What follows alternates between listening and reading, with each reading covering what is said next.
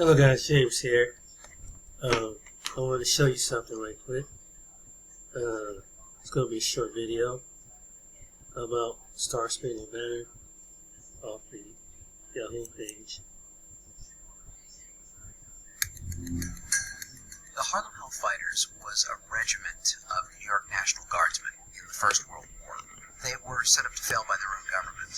They were humiliated, degraded, eventually given to the French army as a throwaway, and they ended up coming home as one of the most decorated units in the entire U.S. Army.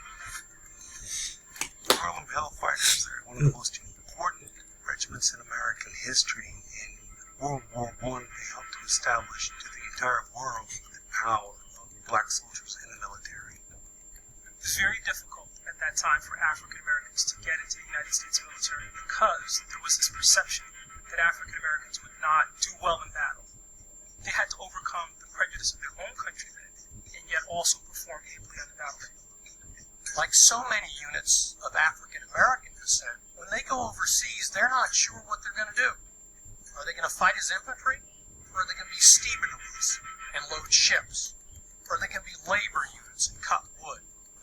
And so they're committed to labor duty, they're unloading ships, building the trains, those type of support services. And as you can imagine, these men have been trained and they're willing to fight, they're ready to fight, and this is stressful for them. They were finally given to the French army, which in a way was an even greater insult, because in the First World War, when the United States entered, General Pershing, the commanding officer, was very clear that American forces would not be fed piecemeal into the French and British army. Because the French and British wanted reinforcements, and Pershing said absolutely not. When Americans join this war, they will fight as an American force under an American flag, led by an American general. ... Except for the black guys. You can have them.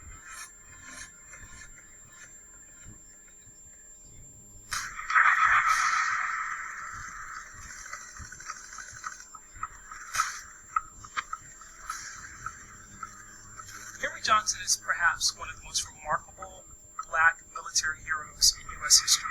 And he found himself in no man's land, with Private Needham Roberts manning a listening post. And Needham Roberts hears click, click, click. He realizes somebody's cutting the wire. It's potentially a German raid. And so Roberts is passing grenades, and they line up these grenades, and the Germans actually do come across the lines. Roberts is hurt, and now Henry Johnson is left to defend their position and to stave off this attack. And then he makes the mistake of jamming a French cartridge into his American gun, and it no longer work, and the Germans are on top of it. He then used his rifle like a club, and then he ended up fighting with a knife against the Kaiser's best, and turned them. He's wounded in the fray. He's struck, for example, in the foot, and has a debilitating injury as a result. And he fights them off, he says, for what seemed like an hour. The Germans ran shrieking into the night, all because of one man. It's not until the next morning that people realize what a tremendous act this was. They discover 4 bodies of dead German soldiers. And they also realize from the equipment and other things that are left behind that as many as 30 may have been involved in this altercation.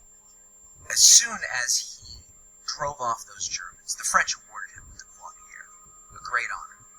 Unfortunately, it took about 75 years for the U.S. government to give him the Legion of Merit. Had he been white, he would have walked out of that war with the Medal of Honor.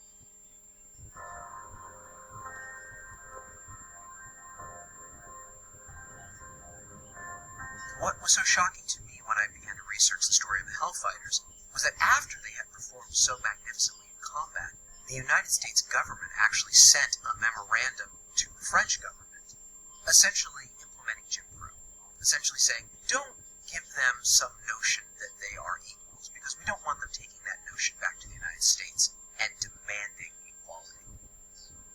When he comes back to the United States, he's not awarded the Purple Heart. There's no notation in his military record of his injury.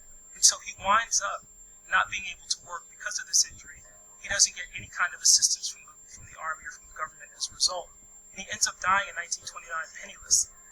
So it again shows the paradox. Here's this great story of valor and of courage on the part of the soldier, and ultimately he comes back to a nation that doesn't honor that sacrifice.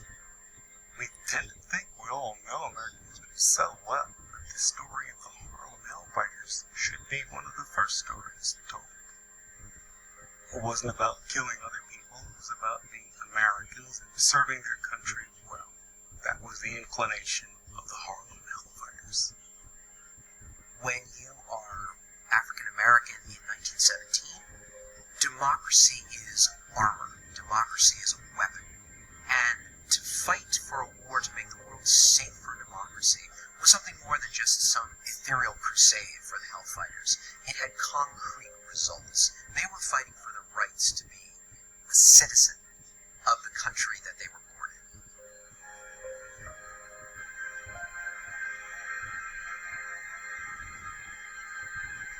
I would say this, that I do know that during that same war, that America was, as is today, so racist until the German officers, when they were captured, could eat in the same mess hall and have the same accommodations as the white American officers. But the black troops were segregated, couldn't come into that mess hall unless they were scrubbing the floors and washing dishes. So it was a white man honoring another white man, though one was American and one was German, and they were supposed to be enemies. There was still a tie that was able to bind. I can't believe exactly what I'm hearing. We went to war in World War II to fight for the freedom of speech. We didn't fight for freedom of speech of hatred. Many of our members on the National Commander of Jewish War Veterans, and over 50,000 of our men died fighting for your right to speech here now. I don't understand why you come out with such hatred. Phil, excuse me, Phil. Mr. Muhammad. Sir. You make me sick to my stomach with that. Because at the same time that you were fighting, you were not fighting for the freedom and independence of black people. Soldiers, black soldiers in segregated companies lost their lives on foreign soil there, but would have to come back and fight just to get a bite to eat and not have to go to the toilet on the side of the road somewhere in the bushes. So you're nothing but hypocrites, and you won't pull that small-time stuff over on me. I just wanted to share something with you. Sean King, who writes for the New York Daily News and who I follow on Twitter, and if you don't follow Sean King on Twitter, do so. Sean King is brilliant. And he writes regularly for the New York Daily News. He wrote this piece called Why I'll Never Stand Again for the Star Spangled Banner. And here's, I just want to share 3 paragraphs from Sean's piece about this. He says, first off, he's talking about the Star Spangled Banner. He says, first off, the song, which was originally written as a poem, didn't become our national anthem until 1931, which was 117 years after Francis Scott Key wrote it. Most of us have no true idea what in the hell we've been hearing or singing all these years. But as it turns out, Key's full poem actually has a 3rd stanza which few of us have ever heard. In it, he openly celebrates the murder of slaves. Yes, really. It goes like this. No refuge could save the hireling and slave from the terror of flight or the gloom of the grave. And the Star-Spangled Banner in triumph doth wave o'er the land of the free and the home of the brave. And then Sean King goes on to explain what that means.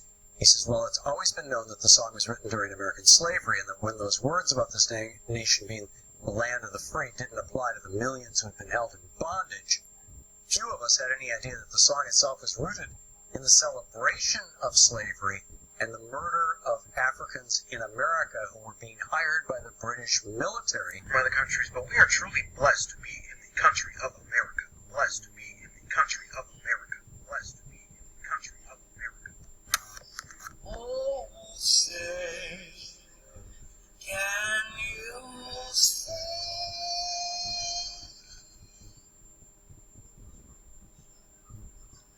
by the blood in the streets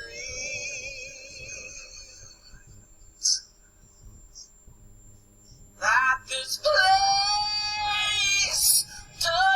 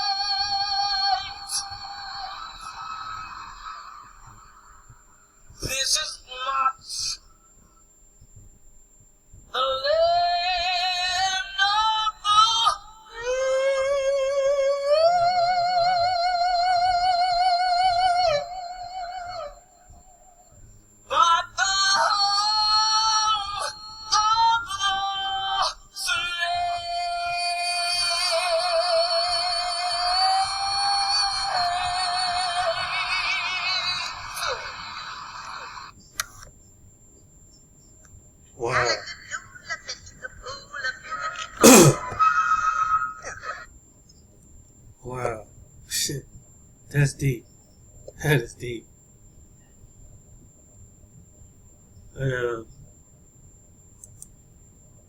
Skip that.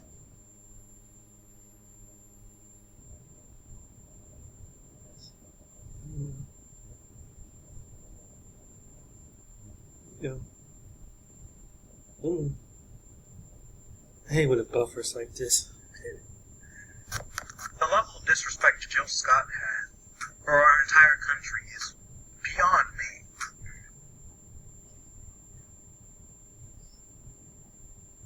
I don't know if she's ever been outside of the United States, or if she's ever been in any other countries, or if she's heard stories from other countries, but we are truly blessed to be in the country of America. Once again, America does not have the best history whatsoever, but no one else does. But we have been working as a whole, slowly but surely, to improve the state of our country. This is Hoppin' Bob. You run afoul of Bob. You run afoul of me. You run afoul of Bob.